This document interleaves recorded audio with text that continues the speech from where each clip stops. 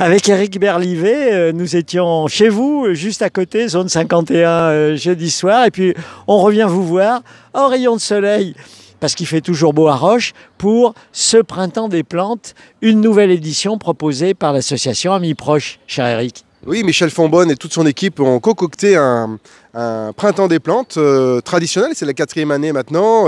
La commune, évidemment, accompagne techniquement, matériellement, financièrement cet événement. Et puis, l'avantage, c'est que pour tous ceux qui aiment qu'on ait un appartement, un jardin ou quoi que ce soit, eh ben, venez vous inspirer par ces plantes qui peuvent être de plein d'utilités possibles, hein, de l'agrément, de l'alimentation, de l'odeur, enfin, il y a plein de choses possibles, c'est génial.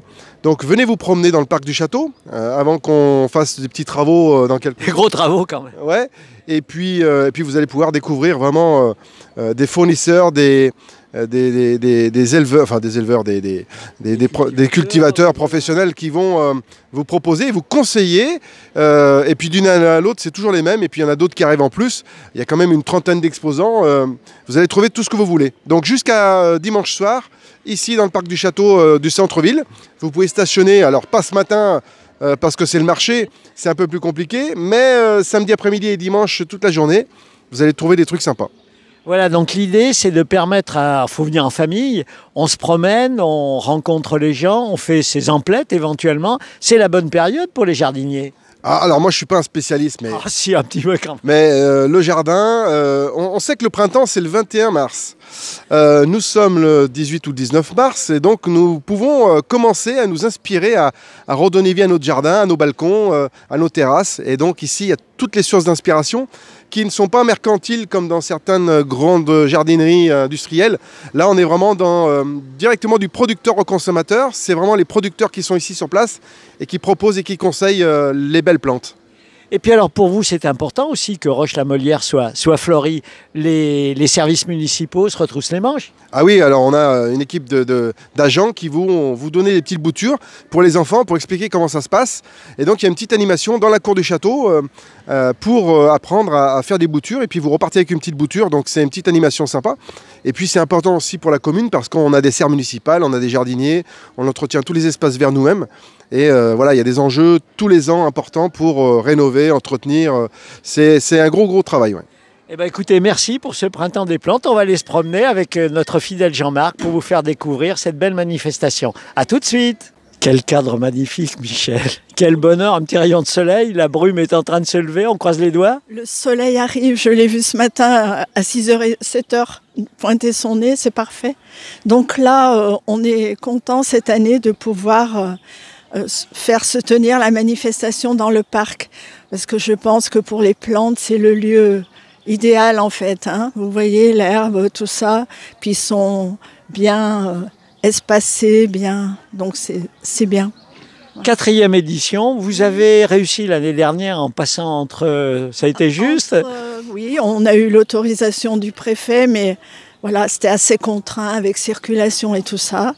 Avec le masque, donc on est content, on a tombé le masque, hein, donc voilà, et puis plus de liberté. Donc tout le week-end finalement, voilà. Nous sommes samedi matin jusqu'à dimanche soir. Jusqu'à dimanche soir, 18h, 10h, 18h les 2 jours. Voilà, alors on propose non seulement des exposants de qualité pour certains... Des fidèles. Des fidèles. Ah, exactement. Hein. Si on prend l'Iris du Val-de-Drôme, Marianne Denis, c'est des gens qui sont là depuis la première édition. Et je pense que nous, on apprécie leur présence et eux aussi. Voilà. Une organisation d'amis proches. Oui. Alors votre objet social, si j'ose dire, on avait l'impression que c'était plutôt le château, mais pas seulement. En fait, je peux dire que c'était mon idée. Le patrimoine... on pense que ça intéresse tout le monde, pas forcément. Donc nous, on s'est dit trouver d'autres thématiques pour attirer des visiteurs, pour se dire, à Roche-la-Molière, il y a un château, parce que quelquefois, même les Rouchons ont l'air d'avoir oublié qu'on a un château qui est magnifique. Voilà. Donc c'était sur une nouvelle thématique, les amener là. Et nous, au passage, on leur dit, vous pourrez visiter tous les samedis à 15h. Voilà, on espère que c'est une manière de faire connaître le lieu. de faire vivre ce patrimoine qui bouge, qui évolue, qui se transforme avec des projets tout proches maintenant. C'est sûr, les projets, on continue d'abord les visites. On accueille tout le temps les groupes avec plaisir, des petites animations pour les scolaires pendant les vacances. Et puis, on a même eu une autre thématique, c'est que quelqu'un de l'association a découvert un site de Rochemelière qui est assez remarquable parce qu'on a accueilli des spécialistes, géologues qui sont venus voir le site et qui ont confirmé que c'était assez exceptionnel. Donc on est toujours dans la recherche et dans... voilà. Voilà, donc des recherches franchement archéologiques sur place, c'est impressionnant. Pas tout à fait collé au château, vous le comprenez, mais c'est très intéressant. Puis on va préparer les journées du patrimoine et... Donc l'association est bien vivante et très active. Alors pour terminer, l'idée c'est de venir se promener, de faire entre guillemets son marché de plantes. Exactement. Et surtout, prenez la peine de parler aux producteurs parce qu'ils vont vous parler avec passion de ce qu'ils vous proposent. Ils vont vous conseiller et je pense que c'est très important. Voilà, vous repartirez avec des plantes, vous saurez comment les planter, comment les entretenir et je pense que ça sera bien, tout le monde sera content. Il y a des choses pour les enfants aussi, je crois. Ah, pour les enfants, on a la LPO qui propose cet après-midi un atelier bombe à graines. Alors l'idée, c'est de faire des boules dans lesquelles il y a des graines qu'ils pourront jeter où ils voudront. Voilà, dans les espaces sans fleurs. Et demain, on a Imagine Jardine, Chantal Granotier qui va à la fois semer des graines et raconter. Voilà, des contes. Formidable. Entre autres, parce qu'on a aussi Diapoésie, avec l'expo de Jean Gaubert qui est très bien dans la chapelle. Voilà, donc plein de choses. Vous avez compris qu'il faut venir faire un petit saut à Roche. On se gare sans difficulté sur la place du marché. Et puis, on découvre le château, les producteurs, vos collègues de l'association qui vous accueillent avec le sourire. Et même, je peux rajouter que pour ceux qui viendraient cet après-midi, on a maintenu la visite du château à 15h. Donc c'est l'occasion. C'est 2,50 €. Ça devrait le faire, comme on dit, voilà. Et l'entrée au Printemps des Plantes est gratuite et aux animations aussi. Formidable. Écoutez, merci de votre accueil. Merci à Jean-Marc Chazot pour la réalisation technique. Et puis nous, on va continuer à se promener pour vous faire découvrir cette quatrième manifestation, Jardin des Plantes. Merci. Alors, parmi les nombreux professionnels qui sont dans ce cadre magnifique, Marianne, vous êtes une fidèle, je crois, de cette manifestation. Eh bien oui, j'étais là à la première du Printemps des Plantes. Et vous venez de Saint-Prix, c'est à côté de la Palisse dans l'Allier, c'est un petit village.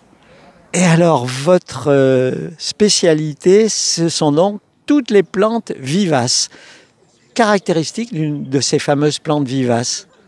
Eh bien, elles vivent plusieurs années, certaines même 30 ans, 40 ans, ça dépend. Il y a besoin d'un terrain particulier ou ça s'adapte vraiment à tout type de jardin, tout type de terrain, tout type d'espace? Non, il faut les choisir avec soin pour les implanter. C'est pour ça que c'est souvent important d'avoir recours aux gens qui les connaissent.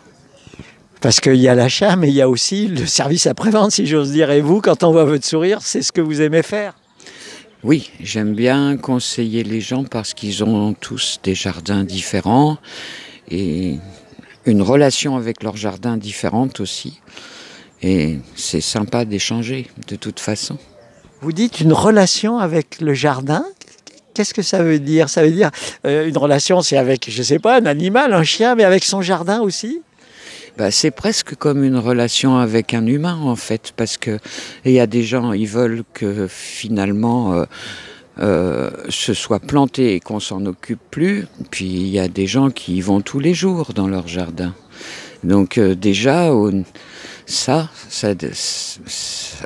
facilite le choix quand on sait ce qu'ils veulent en faire de leur jardin. Si c'est un lieu de vie ou si c'est un lieu qui doit ne pas leur causer de soucis, point. D'accord, donc c'est, je dirais, la personne avec laquelle vous avez le contact, et puis alors ensuite vous avez un échantillonnage impressionnant. En ordre de grandeur, à peu près combien de vivaces différentes vous nous proposez? Alors là, je ne sais pas exactement. Plusieurs dizaines? Plusieurs dizaines, peut-être entre 1 et 2 centaines. Voilà. À la maison, j'en travaille 430 sortes. Mais quand je vais sur les fêtes des plantes, toutes ne sont pas prêtes à être emmenées, quoi. Voilà. Et alors, peut-être dernière question, ce métier, manifestement c'est votre vie, vous y êtes arrivé comment? Par des études, vous êtes reconverti, vous êtes... parce qu'on sent que c'est un vrai amour pour vous, ce métier. Ah oui, c'est un vrai amour. Comment j'y suis arrivé, c'est très compliqué. Vous savez, la vie est compliquée. Mais je regrette pas, puis il y a toujours une part de hasard dans tout. Voilà. Voilà. Et alors, vous avez c'est un énorme boulot tout au long de l'année. Oui, j'essaye de répartir la charge. Donc je travaille beaucoup aussi l'hiver. Quand il y a un rayon de soleil dans le tunnel, on est bien.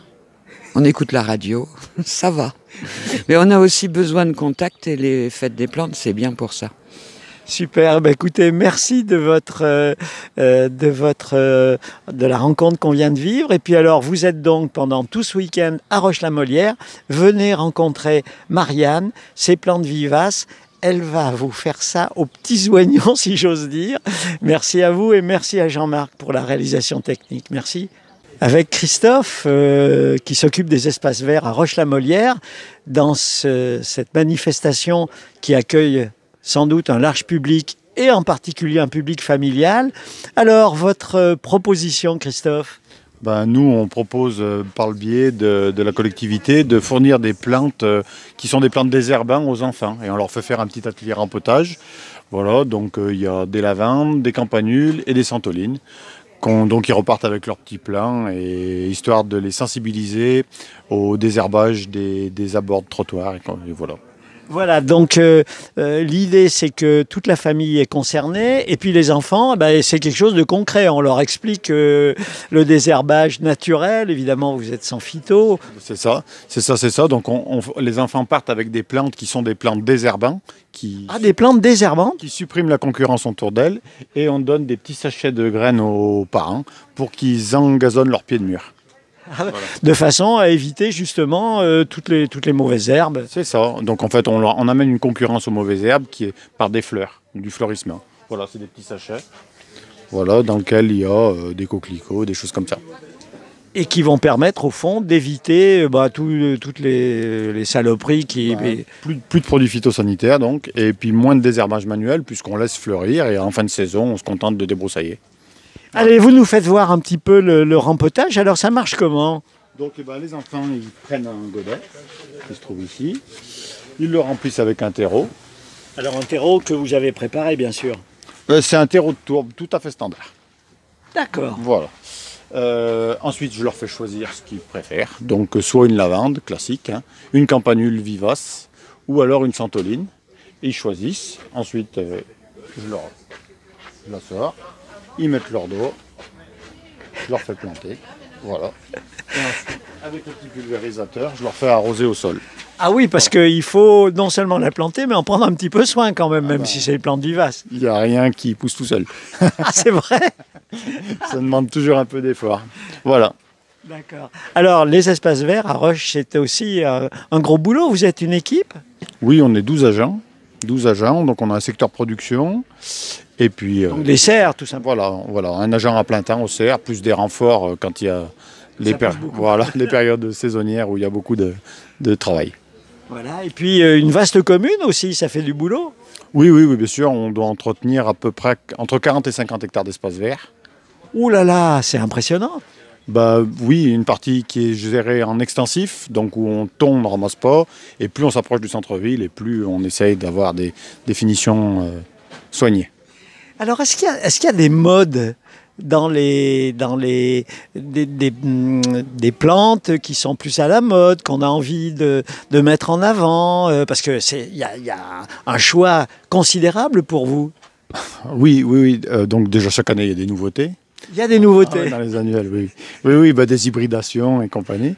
Mais la mode, c'est surtout l'utilisation de moins d'eau, moins de produits chimiques. Donc nous, on passe beaucoup de nos massifs d'annuels en vivace. Et puis petit à petit, on essaie d'adapter nos méthodes. Voilà. Eh bien, écoutez, très bien. À travers vous, on salue vos collègues. Et puis, je pense qu'il y a plein d'enfants qui vont venir vous voir et repartir avec leur petit godet. On espère, on espère. Donc, les enfants et les parents, on est dans la cour du château. Merci à Jean-Marc pour la réalisation technique et bravo. Dans la chapelle du château de Roche, on aura l'occasion de vous y ramener pour voir un chef-d'œuvre incroyable. Avec Jean, une exposition d'un photographe en lien avec le thème de ces jardins largement ouverts aujourd'hui. Bonjour Jean. Oui, bien sûr. Bonjour, bonjour, oui. Donc vous êtes photographe, on va dire naturaliste. Votre bonheur, c'est de parcourir la nature. C'est photographe naturaliste, exactement. Oui, c'est ce que je dis animalier, mais c'est naturaliste parce que faut connaître les espèces, leur biologie, et puis il faut avoir de la patience, tout ça, c'est... Alors, racontez-nous un peu ce que les visiteurs vont pouvoir découvrir. Nous, on s'approche, c'est incroyable. De quoi s'agit-il? Eh bien, c'est une exposition sur les jardins alpins de la Drôme, entre autres. Ces jardins alpins, ça existe sous forme de massifs. Et donc, il y a des fleurs de toutes les montagnes du monde, et d'Amérique du Nord, d'Asie, enfin tout ça. Et donc, il y a une profusion de fleurs très grosses. Et puis, si vous voulez, il y a les papillons qui vont avec, il y a les insectes, et c'est ça. Il y a de quoi manger, donc. Il y a de quoi faire, oui, mais bien que les gens du pays disent, bon, on voit jamais rien. Ben oui, mais il faut avoir de la patience, et puis il faut être là au bon moment pour pouvoir prendre ces insectes, ces papillons. Voilà. Alors, vous repérez le terrain, si j'ose dire, vous vous promenez, vous attendez, vous installez un petit peu comme on l'évoquera tout à l'heure, comme si vous étiez à l'affût. Là, oui, c'est une recherche, oui, visuelle de ces papillons, de ces insectes, quoi, et de ces fleurs. Voilà, faut déjà attendre le moment où le pollen arrive, et là, et bon, faut être patient parce que ça dépend du temps. Hein. S'il fait beau, d'un seul coup, la fleur, elle se développe et puis ça va à toute vitesse, si vous voulez, là.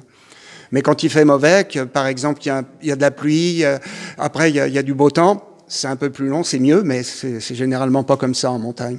Voilà. Alors vous attendez, et puis avec des appareils numériques assez sophistiqués, expliquez un peu les conditions matérielles pour arriver à prendre, c'est incroyable, enfin les papillons, les abeilles. Les conditions matérielles, je vais dans un... Alors quand je suis dans la nature complète, je vais dans un chemin, l'homme est déjà intervenu, puis la nature a repris son parcours, quoi.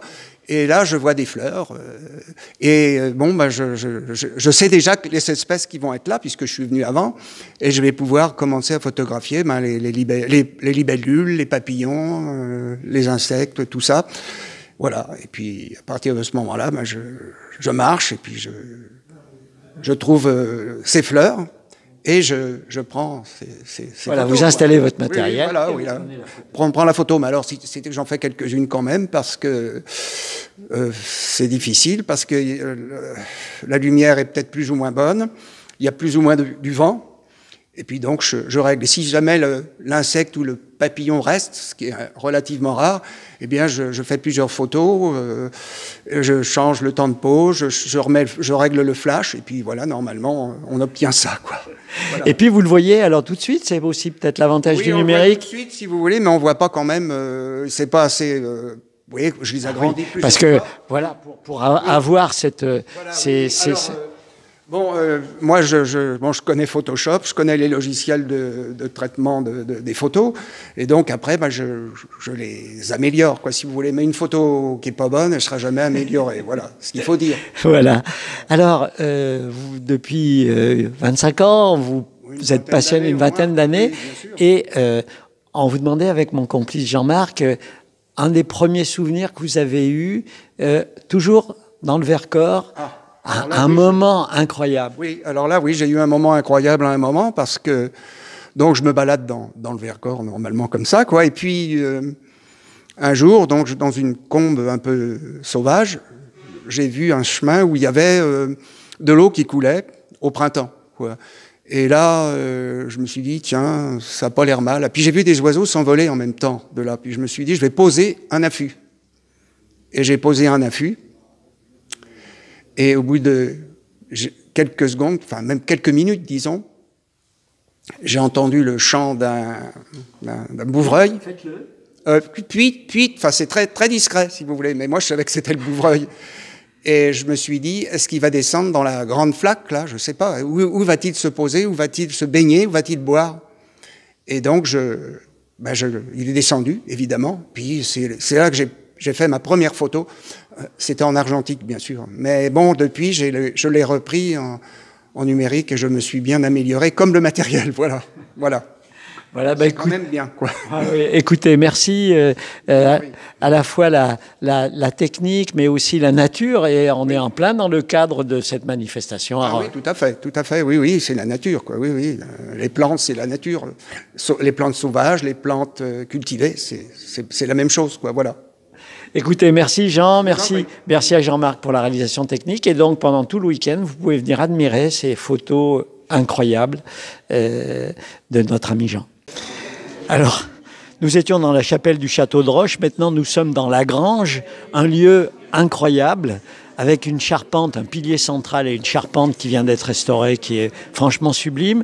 Et puis, les amis de la LPO qui participent à ce grand week-end d'animation autour de la nature. C'est normal que vous soyez là. Oui, puisqu'on est quand même une association importante au niveau de la protection de la biodiversité. Et donc, on est une association de plus de 60 000 adhérents au niveau national. Et rien que dans la Loire, à peu près 1200 adhérents et beaucoup de bénévoles actifs. Donc, dont vous. Ben voilà. Et donc là, ce week-end, on va proposer différentes animations pour les enfants.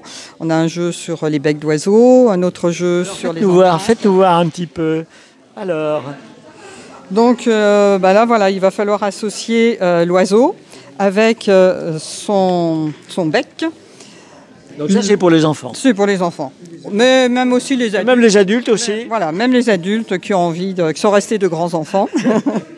Donc on associe l'oiseau, son bec, l'outil qui correspond à son bec et la nourriture qu'il va. Donc il faut associer 4. Il faut associer 4 cartes, voilà. Donc par exemple le Milan Royal avec son bec crochu qui va dépecer la viande comme un couteau et qui va manger des petits mammifères. Voilà le Milan Royal. Voilà. Et il y en a dans notre région. Et il y en a des Milans royaux dans notre région, oui. On en a pas mal parce que même sur Roche-la-Molière en hiver, on a un lieu d'hivernage, on a un dortoir. Donc dans le site de Suez, le site d'enfouissement des ordures ménagères, tout l'hiver, nous apportons de la nourriture sur une placette d'alimentation. Et donc les oiseaux viennent se nourrir et ensuite ils dorment dans un bois à proximité, dans un même 2. Cette année, on avait 2 dortoirs. Et voilà. Donc c'est trop beau des dortoirs de Milan royaux à Roche-la-Molière. Non mais écoutez quand même. Et on en a eu quand même jusqu'à 270. C'est pas possible. Si. Voilà, on en a eu en moyenne plus de 100 chaque mercredi. Et donc on est venu du premier mercredi d'octobre au premier mercredi de mars. Donc ils sont quasiment apprivoisés, si j'ose dire. Mais ils se sont donné rendez-vous à Roche-la-Molière. En fait, on est sur un lieu de migration. Et donc les oiseaux viennent de l'Est de la France, d'Allemagne, Pologne. Ils descendent normalement jusqu'en Espagne pour migrer. Mais il y en a pas mal, une bonne population qui va s'arrêter dans le Massif central. Et entre autres, à Roche-la-Molière, on a pas mal d'oiseaux qui chaque année, on en a de plus en plus chaque année. Et donc ils savent aussi que ils peuvent trouver de la nourriture saine. Pour pouvoir repartir. Voilà. Mais on en a qui vont rester une bonne partie de l'hiver et après repartir là où ils nidifient, de là où ils étaient venus. Et voilà, donc du coup, en leur apportant de la nourriture saine, ça permet de les fixer et d'éviter un peu toutes les embûches aussi de la migration, parce qu'ils vont pouvoir heurter des éoliennes, des lignes haute tension, il y a des collisions avec les véhicules. Ils sont aussi victimes pas mal d'empoisonnement. Il y a certains lieux où on va mettre de la bromadiolone ou un autre produit pour tuer les campagnols et ils s'empoisonnent par effet secondaire. Donc voilà, c'est un havre de paix. Voilà, tout à fait. On les protège. Et en fait, le Milan royal est un oiseau quand même qui est on va dire encore un peu en danger. Et donc il y a pas mal d'actions de protection qui sont mises en place. Et l'année dernière, on a aussi, parce qu'au printemps, on fait le suivi des nids, de la reproduction. Et l'année dernière, on a mis des balises GPS sur 6 milans royaux, nés dans les gorges de la Loire. Et c'est un programme européen, le Life Eurokite, qui permet de suivre ces oiseaux et de connaître les causes de mortalité pour pouvoir agir dessus. Voilà, donc, écoutez, la LPO, alors là, en plein dans son action de protection, d'éducation aussi, voilà. Et puis, on peut dire quand même qu'il y a des aspects positifs, parce que il y a évidemment beaucoup d'espèces menacées par le genre de vie que nous menons tous, mais il y a aussi beaucoup d'actions pour protéger ces... Bien sûr, et on se rend compte que d'année après année, ça porte ses fruits. Et là, donc maintenant, on a arrêté les comptages hivernaux et on est en train de prospecter pour suivre les oiseaux sur leur lieu de nidification. Donc on essaie de retrouver les nids, voir comment ils se reproduisent.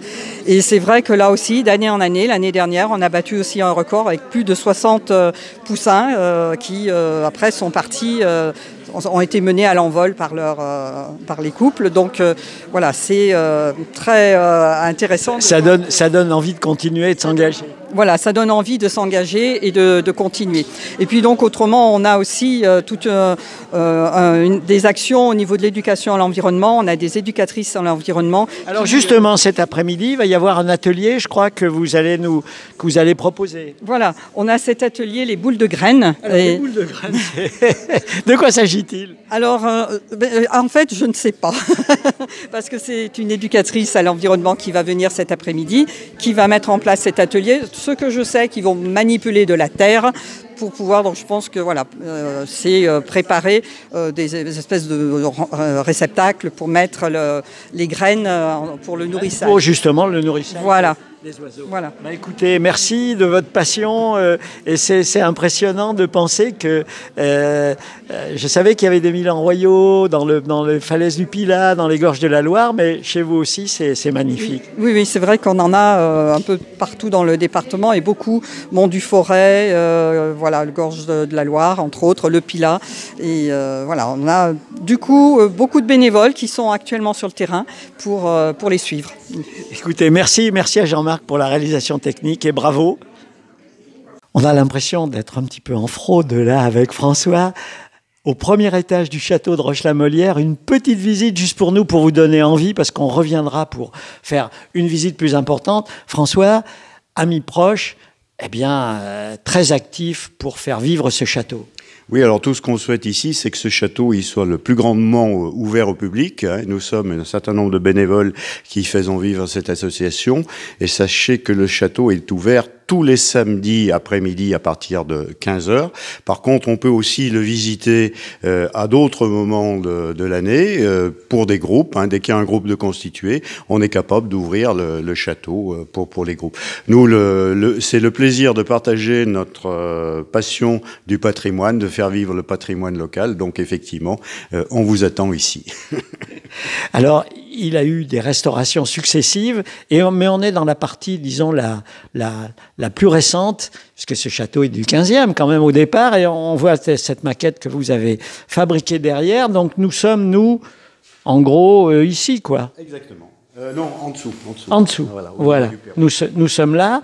Et puis alors, ce qui est de plus étonnant, on vous fera visiter la suite une autre fois, c'est que sur le sol, il y a des mares comme ça. De quoi s'agit-il? Alors, il faut savoir qu'en 1808, Jacques Néron, propriétaire du château, qui était aussi maire de Saint-Étienne, a exploité une fendue sous le château, et à 10 mètres environ sous le château, on a des galeries de mines. C'est-à-dire qu'on avait un gruyère absolument assez remarquable sous ce château. Alors, ce château, je pense, a été préservé aussi parce que comme quand les concessions de la Loire ont été créées dans les années 1820, effectivement, le château était là-dedans. Et après, c'est passé en 46 dans le giron des charbonnages de France, des houillères du bassin de la Loire.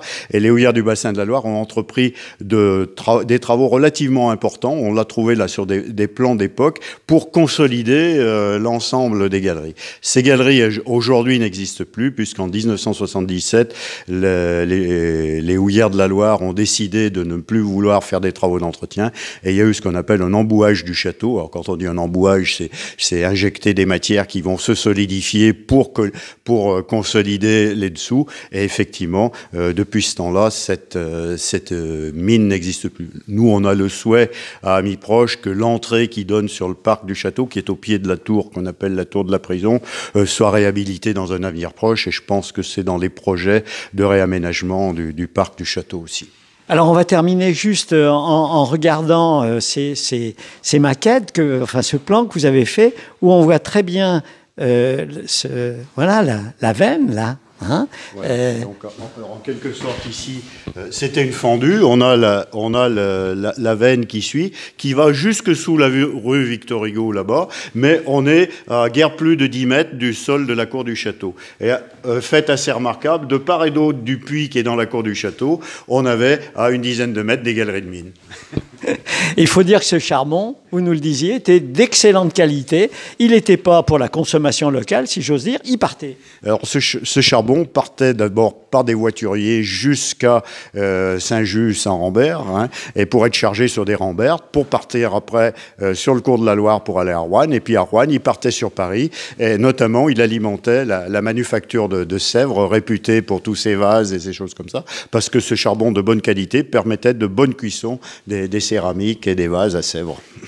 Voilà, merci François, merci Jean-Marc pour la réalisation technique. On est une petite équipe là et on a été vraiment très heureux de vous faire vivre cette matinée à Roche-la-Molière. Vous avez tout le week-end pour profiter de la fête des fleurs.